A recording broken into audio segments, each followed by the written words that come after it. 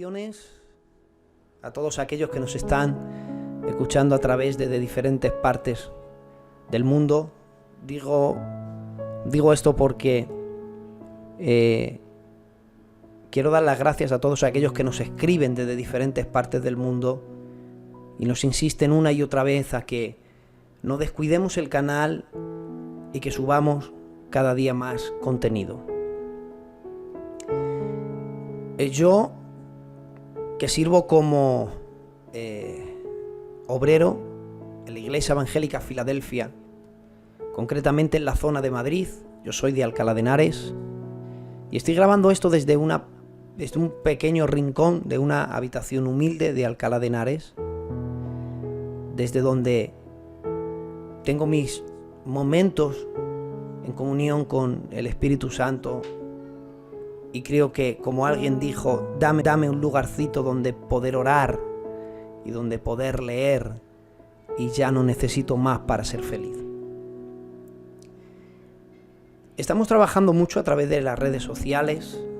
Llevamos a cargo el tema de audiovisual, de redes sociales, también de la iglesia a la que sirvo como obrero, la iglesia Campo del Ángel. Nos pueden encontrar en Facebook, YouTube y también TikTok. Estamos ahí colgando alguna de los trabajos que realizamos: alabanzas, adoración, mensajes, testimonios. Increíble. Dios nos está bendiciendo de una manera especial. Y desde allí también, cuando el Espíritu Santo me da la oportunidad, yo comparto mensajes. Y esta serie de mensajes que voy a iniciar hoy la estoy compartiendo también en mi iglesia, pero ya saben ustedes que a nivel de iglesia pues se intenta un poco resumir y quizás no se puede profundizar tanto como desde aquí tenemos la oportunidad de profundizar, de hablar más despacio y quizás puntualizar alguna cosa con más detalles. Hoy me aventuro a iniciar una serie de mensajes que sé que va a servir para edificación a muchísimas vidas. Desde hace mucho tiempo he deseado compartir una serie de mensajes que sirvan como ayuda a ya no solamente a la iglesia en sí, sino a todos aquellos que nos escuchen a través de las redes sociales. Ayuda de la misma forma que puede ayudar un médico cuando te da una receta. Uno, tras visitar al médico y saber lo que le sucede, se dirige con la receta a cualquier farmacia para que le den el fármaco que, según el doctor, necesita para solucionar el problema. Pero para solucionar el problema no que se inventa, sino para solucionar el problema que por medio de los síntomas el doctor identifica. Entonces, en ocasiones somos contagiados por un virus, no nos podemos tomar cualquier fármaco, vamos al médico, el médico nos examina, él nos identifica, localiza el problema y entonces, en base a los síntomas que tenemos, él receta, y con esa receta vamos a una farmacia y nos dan el remedio para el problema que nosotros tenemos. Bien, sirva este serial de mensaje como ir de vez en cuando a un médico, pero no a un médico normal, sino a un médico especial. Reciban este serial de mensajes como de vez en cuando ir a un médico especial, como es Dios. Entrar en su clínica y tener una charla con Él, ponerte en sus manos y dejar que Él te examine. Y que si identifica un problema, que permitas a Dios que te dé el remedio y que intentes cumplir al pie de la letra el remedio que Él te da para solucionar ciertos problemas que atacan al ser humano de una manera increíble. A lo largo de los años me he dado cuenta que hay problemas que sufrimos Y cuando digo sufrimos ya nos incluimos los cristianos, que como hijos de Dios no estamos exentos de sufrir. O sea, no es que nosotros cuando aceptamos a Dios como único y salvador de nuestras vidas, automáticamente nos convertimos en personas inmunes a ciertos problemas que, como vamos a ver en esta serie de mensajes, son problemas un tanto especiales. Hoy inicio una serie de mensajes que tiene como título Dios, un médico diferente. Ese sería el nombre, el título de esta serie. Dios, un médico diferente. El subtítulo de este primer mensaje tiene que ver con deseos de morir. Deseos de morir. Dirá, bueno, pero yo como cristiano, Eugenio, soy inmune a eso. Yo no quiero morirme. Quizás, bueno, a lo mejor sí, para estar con el Señor, pero no porque vivo una vida amargada, no porque me quiero morir. No. Yo quiero morir para irme con Dios. No estamos hablando de ese deseo de morir para estar con el Señor, no. Estamos hablando de un deseo de morir que nace desde la desesperación, desde la depresión incluso. Bueno, pero yo como cristiano soy inmune a ese virus. Yo quiero que me acompañes y vamos a aventurarnos. Y vamos a conocer a través de lo que sufrió un hombre. Quizá muchos hoy se sientan identificados, pero bienvenidos a todos a una clínica espiritual, donde el médico se llama Dios. Bienvenidos a todos aquellos que tienen heridas en su alma.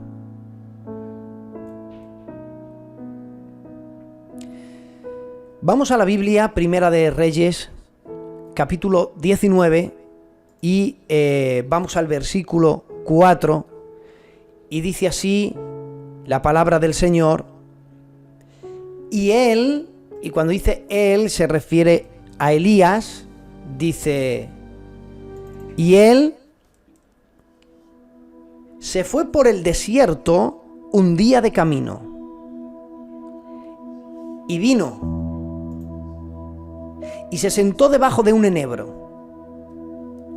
Y aparece la frase de nuestro subtítulo del mensaje. Y deseando morirse, dijo, basta ya, oh Jehová, quítame la vida, pues no soy yo mejor que mis padres. En este mensaje vamos a responder a dos preguntas. Pregunta número 1 sería, ¿qué pasó en la vida de Elías para que él llegase a exclamar esas palabras? ¿Qué pasó en su vida para que él llegase a exclamar, quítame la vida? Y número 2, vamos a responder a otra pregunta, y es ¿cómo reaccionó Dios ante este asunto? ¿Cómo reaccionó Dios? Vamos a ver a un paciente que él expresa el deseo de morirse y lo expresa delante de un médico en su clínica, y ese es Dios. Vamos a ver cómo reacciona Dios ante el asunto que está sufriendo el gran profeta Elías. Elías no era un cualquiera. Elías es considerado el profeta más famoso de todo Israel, el más famoso sin duda. De hecho, cuando apareció Juan el Bautista, que según el criterio de Jesús, de los nacidos de mujer, no se ha levantado mayor profeta que Juan el Bautista, cuando él apareció dice que le confundían con Elías. A Juan el Bautista lo confundieron con Elías, pero no solamente a Juan el Bautista lo confundieron con Elías, sino que también a Jesús en ocasiones le confundían con Elías, ya que él dijo, ¿quién dicen los hombres que es el Hijo del Hombre? Y los apóstoles respondieron, unos dicen que eres Elías. Elías era el profeta más famoso en Israel. Elías apareció de la nada, y de la misma manera que apareció de la nada, la carta de presentación de Elías es increíble. Dice entonces Elías Tisbita, Primera de Reyes 17:1, que era de los moradores de Galaad, dijo a Acab: vive Jehová, Dios de Israel, en cuya presencia estoy, que no habrá lluvia ni rocío en estos años, sino por mi palabra. Y de la misma manera que aparece con esa rapidez con la que Elías aparece y aparece con esa carta de presentación, con esa misma rapidez que aparece, desaparece. Y tiempo después se le ve en un arroyo. Dicen que por la mañana y por la tarde hay unos cuervos que vienen y le traen carne, y cuando todos sufrían la sed, él bebía de un arroyo. Tiempo después aparece ahí, en el arroyo, y quizás se le ha visto, quizás no ha sido un ave el que le ha dicho que estaba allí, pero había unos viajeros, algunos creen que eran de la tribu de los ismaelitas, a los que se les llamaban los cuervos, porque iban en desierto en desierto, y se cree, y está en la hipótesis más certera, de que ellos le dejaban ahí carne, por la mañana y por la tarde, y era todo esto enviado por Dios. Tras algunos años se le vio en una ciudad llamada Sarepta de Sidón, y una viuda pudo contar la historia de cómo hizo allí un milagro, donde el aceite no menguaba, la harina pues no escaseaba. Y tras lo ocurrido en Sarepta de Sidón, Elías desaparece. Desaparece y poca gente lo vuelve a ver.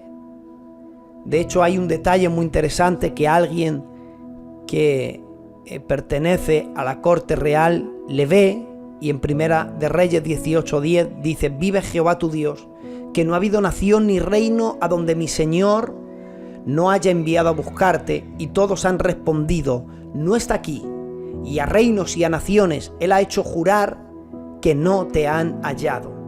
Es decir, le está diciendo a Abdías, que era quien trabajaba en aquel momento en la corte real, y Abdías, y también trabajaba de una forma infiltrada, ya que en una ocasión él se dedica a guardar profetas, como veremos más adelante. Pero cuando le dice: mi señor Acab te está buscando, el rey te busca, y no te busca para nada bueno, es que él te busca seguramente para prenderte, para matarte, porque están haciendo lo mismo con todos los profetas. Entonces Elías, en el capítulo 18, cuando le dicen a la cara a Elías que le quieren matar, él manda un mensaje al rey para que se reúna con él en el monte Carmelo. Y ya estamos en capítulo 18 de Primera de Reyes, y ya sabemos todo lo que pasó en el monte Carmelo. Los falsos profetas de Baal fueron todos degollados. Hablamos de 400 profetas de Baal, 450 profetas de Asera. Hablamos de 850 profetas degollados. Dios respondiendo por fuego en el sacrificio. El corazón de Israel inclinado al único Dios verdadero. Y Primera de Reyes 18:39 dice: y viendo todo el pueblo, se postraron y dijeron: Jehová es Dios, Jehová es Dios. Es interesante que cuando ellos gritaban Jehová es Dios, realmente en el hebreo estaban gritando Elías, porque el nombre de Elías es Jehová es Dios.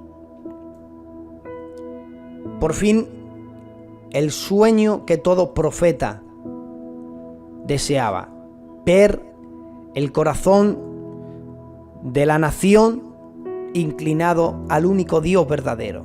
Y bajo el tiempo de Elías sucede cómo el corazón del pueblo se inclina y se doblega a Dios, y proclaman que el único Jehová, el único Dios que hay en Israel y en el mundo, no es otro que Jehová, Dios de los ejércitos.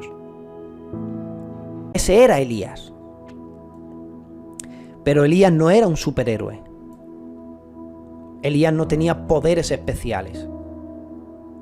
Como dice Santiago capítulo 5 verso 17, dice: Elías era un hombre sujeto a pasiones como las nuestras. Elías, entonces, podemos determinar que Elías no tenía poderes especiales. Elías no era alguien inmune a los virus, y hablamos en términos espirituales, con las que se pueden contagiar. Él no es que estaba inmune. De hecho, en 24 horas vemos en Elías los síntomas de una muy fuerte depresión que por medio de los síntomas podemos divisar. Estamos hablando que el profeta del momento,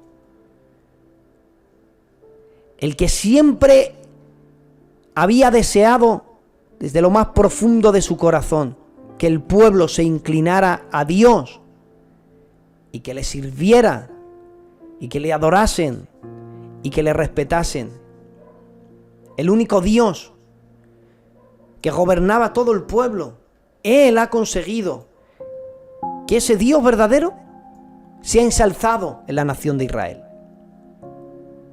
24 horas después de todo lo ocurrido, Elías no solamente quería morirse, como hemos estado viendo. Elías llegó a subir una escala más que el deseo de morirse. Elías no solamente dijo: me quiero morir, como quizás muchos pueden decir. Elías fue más para allá. Al decir Jehová, al decir basta ya, oh Jehová, quítame la vida, está dando un mensaje más explícito a todos los lectores. ¿Qué ocurrió en la vida de Elías? Para que en el capítulo 17-18 le vemos con este ministerio tan grande, un hombre que era increíble, famoso en todo Israel, el más famoso en la historia de Israel, pero que de un capítulo a otro, él se tira debajo de un enebro y dice: y deseando morirse dijo: basta ya, oh Jehová. Al decir basta ya, oh Jehová, en parte le estaba culpando a él. Es como cuando dos personas discuten, que le dice: vale ya, ¿no? Basta ya, ¿no? Como diciendo: te estás pasando ya, ¿no? Para quieto. Cuando le dice basta ya, le está culpando a Dios. Está diciendo: vale ya, déjame, no aguanto más. Pero es que al decir quítame la vida, él no estaba diciendo me quiero morir. Él estaba diciendo, no solamente él decía que se quería morir, él decía: yo me quiero morir, pero no de cualquier manera. Quiero que seas tú el que me quites la vida. Entonces, al unir todo esto, era como decirle: vale ya de hacerme sufrir de la manera que me estás haciendo sufrir. Termina ya con mi sufrimiento. Baja la espada y termina de cortarme la cabeza. Lo único que te queda es que me mates, le estaba diciendo a Dios. Vale ya, basta ya, quítame la vida.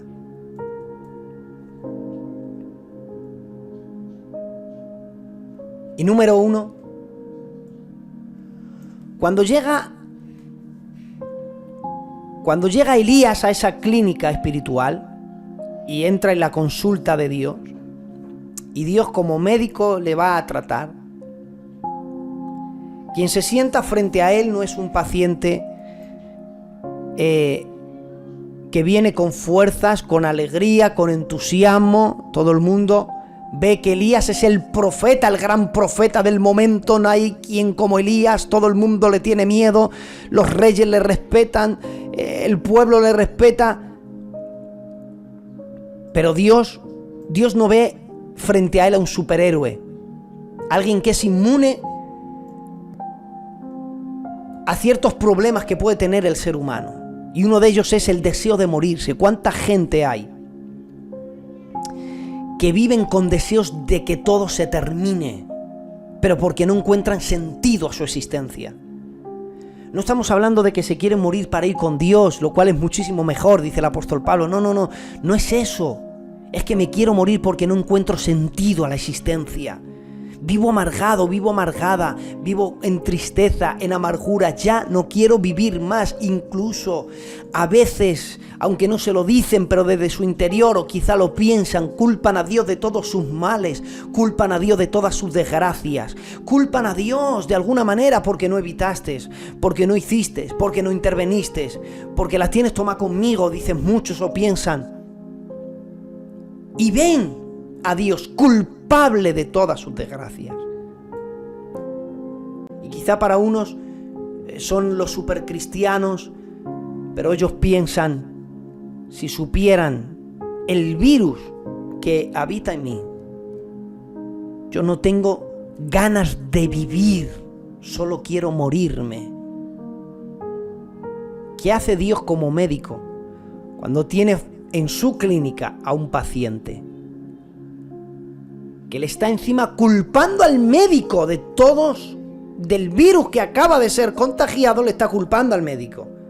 Y encima le está diciendo al médico, dame una receta y termina de matarme porque eso es lo único que te queda. ¿Qué hace Dios con ese paciente? Y es lo mismo que va a hacer Dios con todos aquellos que se sientan como Elías con el deseo de morir. Número 1, el médico diferente. Dios como médico no le echa nada por cara. Dios no le va a soltar la típica frase, lo que le ha durado a Elías el cristianismo, lo que le ha durado. Era el profeta del momento, lo que le ha durado, y ahora me dice que le quite la vida. Pues Elías, en el capítulo 17 no me decías eso, En el capítulo 17... tú dijiste que se cierra el cielo y yo desde el trono dije amén, respaldé, no dejé caer en tierra ninguna de tus palabras. Esa fue la carta de presentación que te di a la nación. De la nada te saqué y dijiste, el cielo se cierra, y yo dije amén. Y mientras todos pasaban sed, yo te envié al arroyo que no cesaba de brotar agua. Cuando todos pasaban hambre, yo te enviaba carne y eras alimentado. Cuando todo terminó, te llevé a Sarepta y todavía mi unción reposaba en ti. Y ahí donde tú pasabas dejabas huella. Te convertí en un fantasma. De modo que la gente quería matarte, los profetas estaban sufriendo, algunos estaban escondidos en cuevas, algunos alimentando simplemente con pan y agua, como hacía el profeta Abías, que dice la Biblia que cogía a los profetas de 50 en 50 y que los escondía en cuevas y los alimentaba con pan y agua. Elías no era uno de ellos. Elías lo estaba criando Dios entre manjares. Pero Dios no le echa por cara eso y le dice, en todo este tiempo atrás, mira lo que yo he hecho por ti, cuánto te ha durado el cristianismo. Y Dios no trata de defenderse y decir, yo no soy el culpable de tus males. Número 1, el doctor no le va a echar nada por cara. Número 1, aquellos que tienen deseo de morir, te invito a que visites esta clínica porque Dios no quiere echarte nada por cara. Dios no te va a decir lo que te ha durado el cristianismo, lo que te ha durado la fe. Porque número 2, lo que hizo este médico es que averiguó qué le había llevado a Elías a expresar esas palabras. Él, lejos de echarle nada por cara, decide averiguar cuándo es que cogió el síntoma, ese virus, por qué cogió ese virus, y nos lo quiere mostrar a todos nosotros porque es un remedio para sanar heridas. Número 2, este médico averiguó qué le había llevado a Elías a expresar estas palabras. Lejos de acusarle, tiene en cuenta todas las circunstancias en que le han llevado bajo el enebro a expresar estas palabras. ¿Y qué le llevó a Elías a expresar esto? Primera de Reyes 18:40. Y los llevó Elías, hablando a los 850 profetas, y los llevó Elías al arroyo de Cisón y allí los degolló. Allí los degolló. Estamos hablando que degolló a 850 profetas. No a 8, ni a 5, ni a 85, a 850. ¿Ustedes saben el desgaste físico que eso conlleva? ¿Ustedes saben las fuerzas que hay que invertir y el tiempo que hay que invertir en acabar con 850 profetas? Eso tiene un desgaste físico a nivel de energía muy grande. Y él no paró a descansar, él no paró a dormir, él hasta que no acabó con todos los profetas, no paró. Capítulo 18, verso 40. Él mata a 850 profetas. 6 versículos más para adelante, verso 46, la mano de Jehová estuvo junto a Elías, tuvo que estar la mano de Dios junto a él, y él ciñó sus lomos, corrió delante de Acad hasta llegar a Jezreel. Estamos hablando que del monte Carmelo al monte Jezreel estuvo corriendo sin parar aproximadamente 40 kilómetros. Pero no se detiene ahí la cosa. Es que en el capítulo 19 y el verso 3 dice: viendo pues el peligro, y ahora vamos a ver el peligro, se levantó y se fue para salvar su vida, y vino a Beerseba, que está en Judá, y allí dejó a su criado. Es decir, que estando en Jezreel, ya del monte Carmelo a Jezreel ya ha corrido 40 kilómetros. Y estando en Jezreel, el capítulo 19 de Elías, dice: Acad dio a Jezabel la nueva de todo lo que Elías había hecho y de cómo había matado a espada a todos los profetas. Entonces envió Jezabel a Elías un mensajero diciendo: así me hagan los dioses y aún me añadan, si mañana a estas horas yo no he puesto tu persona como las de ellos. A Elías, estando en Jezreel, le llega la noticia: ahora que acaba de matar a 850 profetas, vaya desgaste físico, has corrido 40 kilómetros, estás agotado. Ahora recibe la noticia: mañana, como sigas aquí, mañana te matan de la misma manera que tú mataste a los profetas. Y entonces él tiene miedo. Y en el verso 3, el de Beerseba, o sea, de Jezreel, se va a Beerseba, que está en Judá, que son 50 kilómetros. Deja allí a su criado.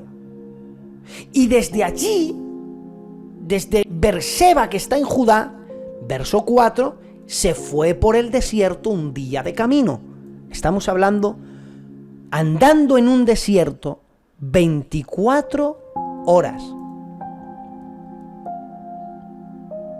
Es decir, que hasta llegar al Enebro, tirarse allí y decir: basta ya, oh Jehová, quítame la vida, ha habido unos antecedentes que Dios ha tenido en cuenta.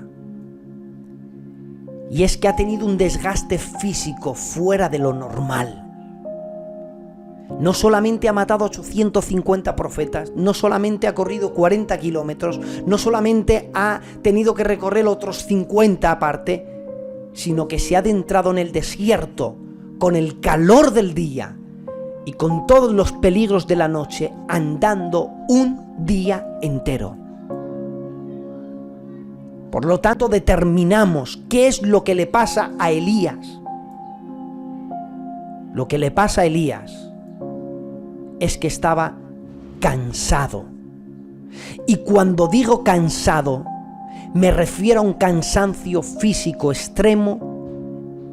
Estaba tan agotado que cayó bajo el enebro, se quedó dormido, y a menos que Dios como médico no hubiera intervenido, Elías muere allí. Cuando hablo de que estaba cansado y que necesitamos descansar, esto no tiene nada que ver con el día de reposo. aunque de vez en cuando tenemos que tomarnos ese descanso, ya que en Israel era pecado no descansar, y no dejar a la tierra reposar y descansar también era pecado. Pero ¿saben ustedes que hay problemas espirituales, que el motivo del problema no es espiritual sino físico? Y este problema en el que sufrió Elías, este problema que él tenía, su origen no era a nivel espiritual. Por eso Dios no le dijo, no le echó por cara nada. Dios, como vamos a ver qué receta, vamos a ver cómo le trató el médico mientras él estaba infectado por este virus. ¿Quieren saber cómo Dios le sanó? Y es el remedio que Dios está dando hoy a todos aquellos que se sienten como Elías. Mira el verso 5. He aquí un ángel, se refiere al ángel de Jehová, le tocó y le dijo, levántate y come.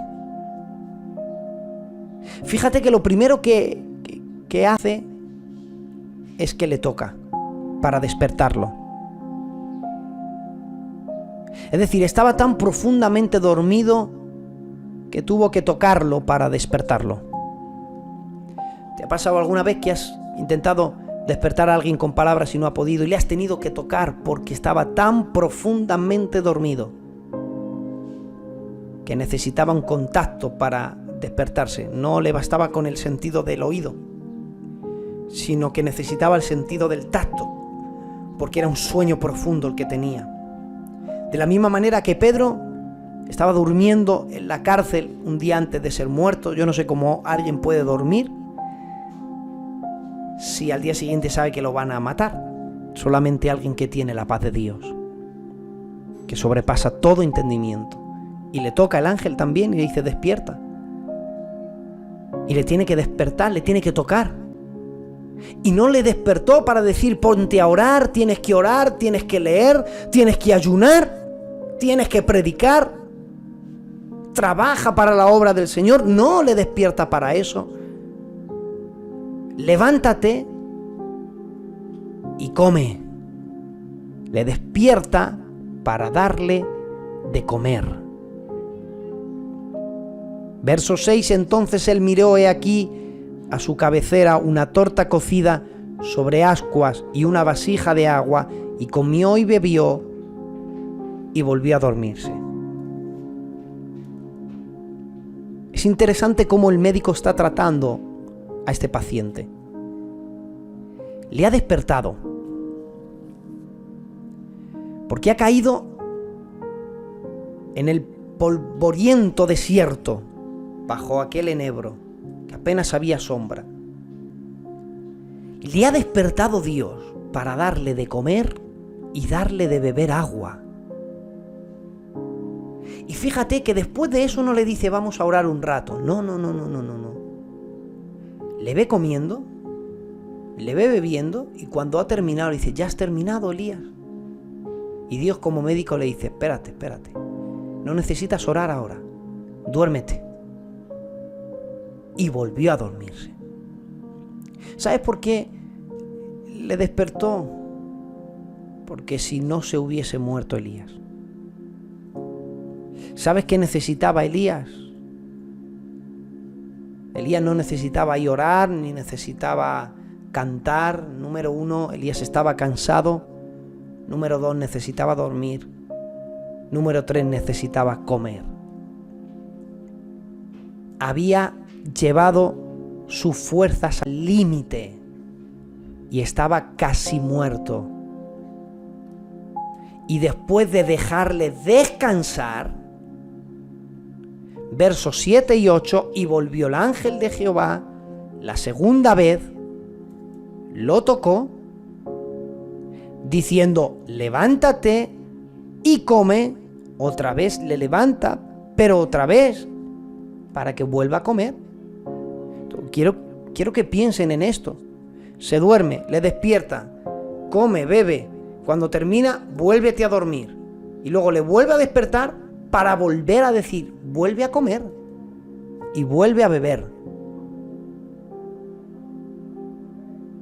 Porque Dios le estaba sanando Dios le estaba fortaleciendo. Dios estaba multiplicando las fuerzas del que no tenía ninguna. Come y bebe. Y ahora dice, porque largo camino te resta. Y se levantó pues, y comió y bebió, y se fortaleció con aquella comida. ¿Qué le llevó a Elías a no encontrar sentido en la vida a pesar de ser un profeta? Que estaba cansado. Había llevado sus fuerzas al límite.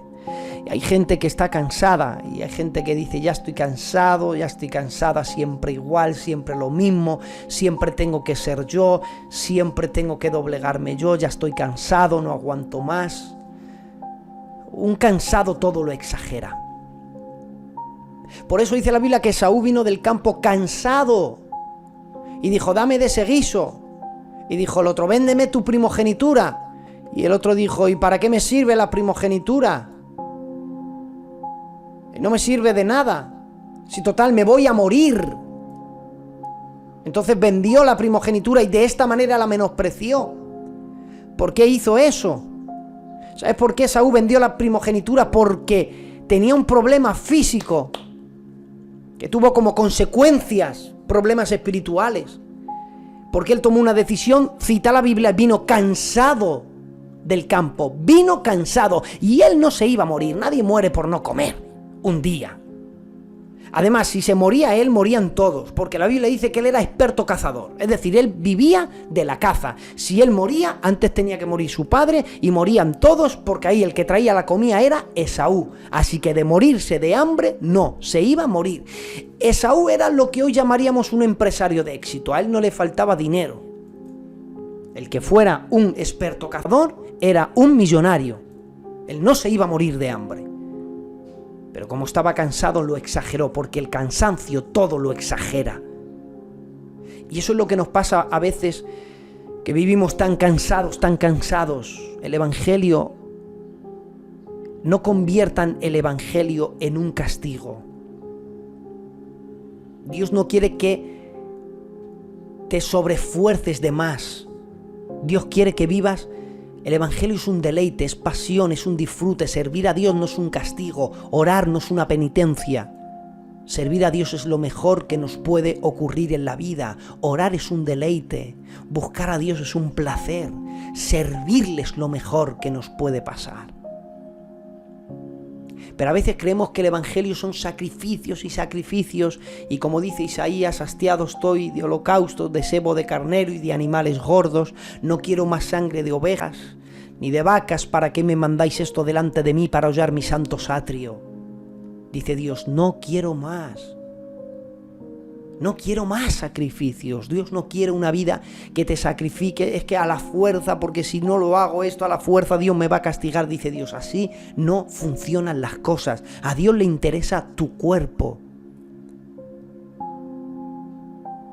Porque el Evangelio no es magia. Y si a Dios no le interesaría tu cuerpo, Él no habría dado una serie de requisitos para cuidar tu cuerpo. A Él le daría exactamente igual lo que hicieras con Él, pero a Dios le interesa que cuides tu cuerpo. No puedes comer todo lo que quieras, no puedes hacer todo lo que quieras, no puedes castigar tu cuerpo de la manera que tú quieras, porque a Dios le interesa, porque Él te habita en tu espíritu, pero es que tu espíritu y tu alma habitan en tu cuerpo. Y el Evangelio no es magia. No es que el médico te dice que no puedes comer azúcar y tú empiezas a comer azúcar y azúcar y luego cuando te enferman y vienen las consecuencias, quieres que Dios te sane. Y dice Dios, así no funcionan las cosas. Yo hay una frase que digo, yo podré morir de un accidente, pero nunca accidentalmente. Yo cuando dije a Dios, pongo mi vida en tus manos, aunque Él no tuerce mi voluntad, yo he firmado un cheque en blanco a Dios y le he dicho, si tienes que tomar una decisión por mí, hazlo. Yo sé que todo lo que a mí me ocurre está en las manos de Dios. Y la frase sería, yo no moriré, no puedo morir de un accidente, pero sí O sea, podré morir de un accidente, pero nunca accidentalmente, pero viviré de tal manera que yo no voy a provocar ese accidente. Porque no se puede tentar a Dios. Entonces tenemos que cuidarnos. Gracias a que tenemos un médico que podemos ir hoy a su clínica, quizás hay gente que tiene el problema de Elías, y mira, ¿qué remedio le daría a Dios? Y no fue orando, no fue cantando, ni predicando, ni sirviendo. El capítulo 19, verso 8, se levantó pues, comió, bebió, se fortaleció con aquella comida, caminó 40 días y 40 noches hasta Horeb, monte de Dios. ¿De qué manera le sanó Dios? ¿De qué manera trató Dios el cansancio de Elías, el problema de Elías? Que ya no se quería morir. Él se levantó y caminó desde allí hasta el monte. ¿Sabes cuántos kilómetros recorrió? Cita 40 días y 40 noches. Recorrió 350 kilómetros en 40 días y 40 noches. Caminó 9 kilómetros diarios. Le ha dado de comer, le ha dado de beber, le ha dejado dormir, le ha puesto a hacer gimnasia, le ha puesto a caminar. Vete a Horeb, monte de Dios, vete allí. Y allí le envía a Dios, porque es allí donde Dios hablaba de una manera especial. Allí era donde Moisés subió y tuvo un encuentro con Dios, donde Él se manifestaba. Entonces, el que se quisiera morir había sido causado por un cansancio físico que él tenía y que arrastraba. Entonces, en que él estaba cansado y que él pensaba que estaba solo, y hay un problema,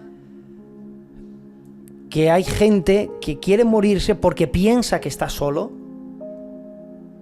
Por eso en el verso 10 del capítulo 19, y él respondió: sentid un vivo celo por Jehová, Dios de los ejércitos, porque los hijos de Israel han dejado tu pacto. No han dejado tu pacto. La última vez que estuviste con ellos, inclinaron su corazón a Dios y ellos dijeron: Jehová es Dios. No han dejado tu pacto. Han derribado tus altares, han matado a espada a tus profetas, y solo he quedado yo. Y encima me buscan para matarme la vida. Eso no era así. Capítulo 8, verso 18.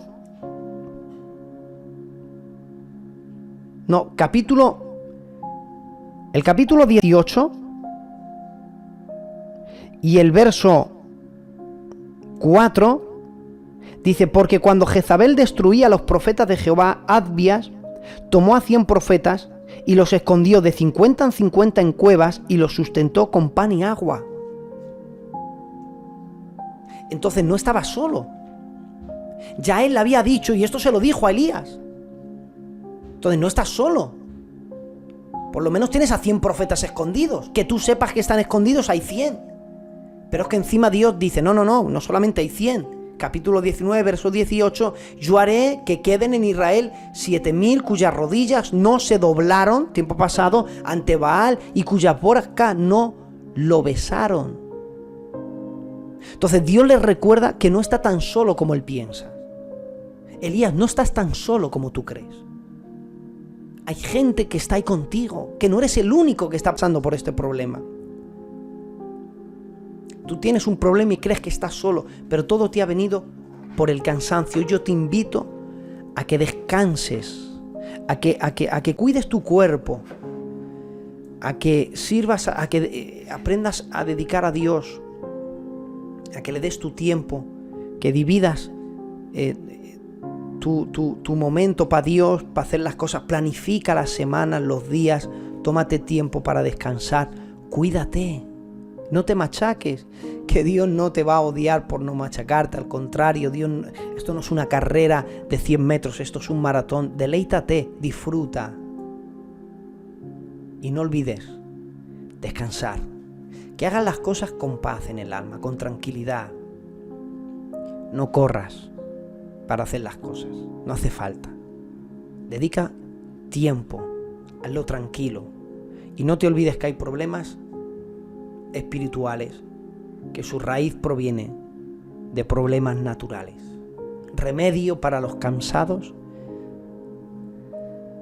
Quizá hay gente que desea morirse y quizás el problema no es espiritual, quizás es que necesitas descansar, apartar un tiempecito para descansar, reponer tus fuerzas y ir, después de reponer tus fuerzas, irte al monte de Dios, irte a tu lugar favorito y hablar con papá. Te darás cuenta que no estás solo, que no estás sola, que Él está ahí como un médico diferente, con un remedio muy distinto.